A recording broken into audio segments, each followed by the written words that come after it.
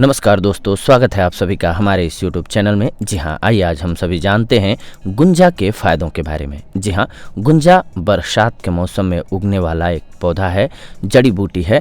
वैसे तो आमतौर पर इसको देखा होगा आपने, सोनार लोग जो होते हैं वो इससे सोना, चांदी और रत्नों को तौलते हैं। जी हाँ, इसीलिए आपने सुना होगा रत्ती में उसका तौल किया जाता है और इसे रत्ती भी बोलते हैं। गुंजा को हम रत्ती के नाम से भी जानते हैं। गुंजा जिसे चिरमिटी या घुंगची भी कहते हैं। इसकी लता होती है यानी कि बेल होती है। इसके पत्ते बारीक और कुछ लंबे लंबे इमली के पत्तों के जैसे ही होते हैं। सैम की फलियों की भांति इसमें गुच्छे लगते हैं। प्रत्येक फली के अंदर 3 से 6 गुंजाएं रहती हैं। इसके फूल छोटे छोटे और सफ़ेद रंग के होते हैं। जी हाँ, गुंजा मुख्यतः 2 प्रकार की होती है, लाल गुंजा और सफ़ेद गुंजा। इसको आप घर पर भी लगा सकते हैं आसानी से। बरसात के मौसम में ये बहुत ही सुगमता से उग जाती है, जो अभी मौसम चल रहा है। अब जानते हैं इसके लाभों के बारे में कि इससे आप क्या क्या लाभ प्राप्त कर सकते हैं। इस हर्बल के बारे में इसलिए मैं आप सभी को बता रहा हूँ, इस औषधि के बारे में, क्योंकि इसे आप घर पर अपने बाग में आसानी से लगा सकते हैं। इसके लिए कोई बहुत ज़्यादा मेहनत भी नहीं करना है, आपको आसानी से घर पे लग जाती है और इसके फायदे बहुत सारे हैं। आक का दूध, थूहर का दूध, कलिहारी, कनेर, गुंजा, अफीम और धतूरा, ये 7 आयुर्वेद मत के अनुसार उपविष की जातियाँ हैं। श्वेत और लाल दोनों प्रकार की गुंजा केशों के लिए हितकारी होते हैं, यानी कि बालों के लिए बहुत गुणकारी होती है। वात, पित्त और ज्वर का नाश करती है। मुख शोथ, भ्रम, श्वास, तृष्णा, मद, नेत्र रोग, खुजली व्रण, कृमि, इंद्रलुप्त नामक रोग तथा कोढ़नाशक तथा वीर्यवर्धक है। इसके बीज कड़वे, उष्ण, वातकारक तथा मस्तक शूल नाशक होते हैं। इसकी कच्ची फलियां और पत्ते शूल निवारक तथा विषनाशक होते हैं। सफ़ेद घुंगची को तंत्र विशेषज्ञ ज़्यादा यूज करते हैं, यानी कि इसको तंत्र विद्या वाले लोग भी बहुत यूज करते हैं, खास करके सम्मोहित करने के लिए किसी को।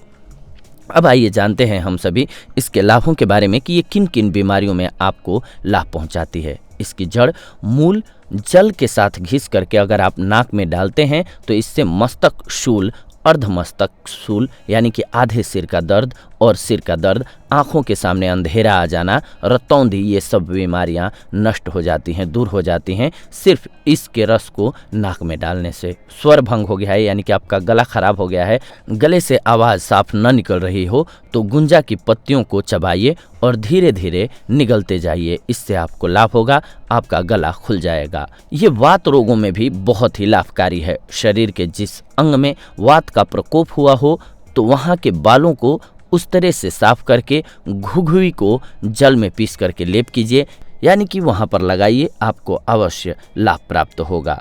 गंजा या ढाक रोग, जी हाँ, जिसमें सिर के बाल अकाल या असमय ही गिर जाते हैं, जिनके सिर से बाल झड़ गए हों, बाल टिके ही न हों या फिर पीले अथवा सफ़ेद हो गए हों और इंद्रलुप्त रोग हो उनको, जिसका प्रभाव विशेषकर मूँछों पर होता है। यानी कि बहुत सारे लोगों को आपने देखा होगा उनकी मूँछें ही झड़ जाती हैं, मूँछों के बाल गिर जाएं या पक जाएं, तो इसमें भी इसका प्रयोग बहुत लाभकारी होता है। गुंजा के रस को लगाना बहुत ही हितकर होता है।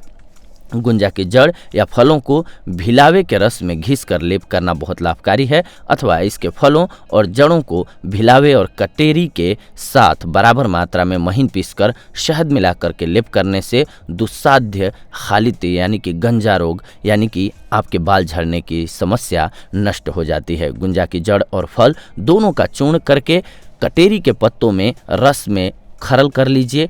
इसके बाद इसके लेप को आप लगाइए। इससे आपकी अगर मूँछों के बाल झड़ गए हैं तो वो अब वापस आ जाएंगे। वीर्य अगर आपका पतला हो गया हो, मैथुन काल में शीघ्र एकदम स्खलित हो जाता हो, तो इसकी जड़ हर रोज प्रति 2 महीने तक शाम को भोजन से पहले दूध में पका करके मिश्री डालकर सेवन करिए, आपको अवश्य लाभ होगा, आपका दाम्पत्य जीवन खुशहाल रहेगा। इसके अलावा लाल घुंगची के पत्तों का रस आधा माशा, जीरे का महीन चूर्ण 2 माशा, मिश्री 1 तोला और सभी का मिश्रण एकत्र कर लीजिए।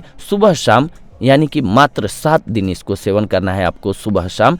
कैसा भी उपदंश हो वो अवश्य ठीक हो जाएगा।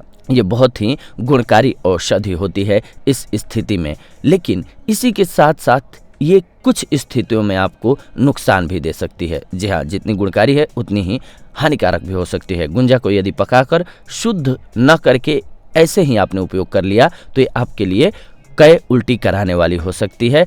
आरंभ हो जाएगी आपको, यानी कि उल्टी होने लगेगी और आपको कय होने लगेगी, लैट्रिन दस्त लगने लग जाएगा। यदि इसको अधिक मात्रा में सेवन करेंगे तो यह अत्यंत तीव्र विष के रूप में अपना बुरा प्रभाव उत्पन्न कर देगी। इससे हैजे जैसे रोग के समान लक्षण उत्पन्न हो जाएंगे। इसीलिए इसका सेवन हमेशा कम मात्रा में करें और इसको शुद्ध करके करें। शुद्ध करने का तरीका भी मैं आप सभी को बता देता हूं। इस प्रकार से आप इसको शुद्ध कर लें, इसके बाद इसका इस्तेमाल करें, आपके लिए बहुत गुणकारी होगी। जी हाँ, गुंजा एक प्रकार का विष है, अतः इसे शुद्ध यानी कि विष रहित करके ही उपयोग में लाना चाहिए। कांजी में डाल करके 3 घंटे तक पकाइए, यह शुद्ध हो जाएगी। विद्वान आचार्यों के अनुसार गुंजा में जो विषकारक सत्व हैं वह स्ट्रिक्निन यानी कि कुचला सत्व की अपेक्षा 100 गुना अधिक तेज हैं। एंड के बीजों से जो जहरीला सत्व निकाला जाता है, इसके गुणधर्म तथा गुंजा के जहरीले द्रव्य का गुणधर्म एक समान होता है। इस प्रकार के विषयों में एक विशेषता यह होती है कि इनके बीजों को उबालने से विष एकदम नष्ट हो जाता है, फिर इनके व्यवहार से किसी भी प्रकार का अहित नहीं होता है। इसके सत्व को अबीम कहा जाता है। इसका अगर आप लाभ उठाते हैं तो आप बहुत सारी बीमारियों को दूर भगा सकते हैं। ये थी आज की जानकारी आप सभी के लिए गुंजा के फायदों से रिलेटेड। अगले एपिसोड में आप सभी के साथ जुड़ेंगे एक नई जानकारी के साथ। तब तक के लिए धन्यवाद। नमस्कार दोस्तों।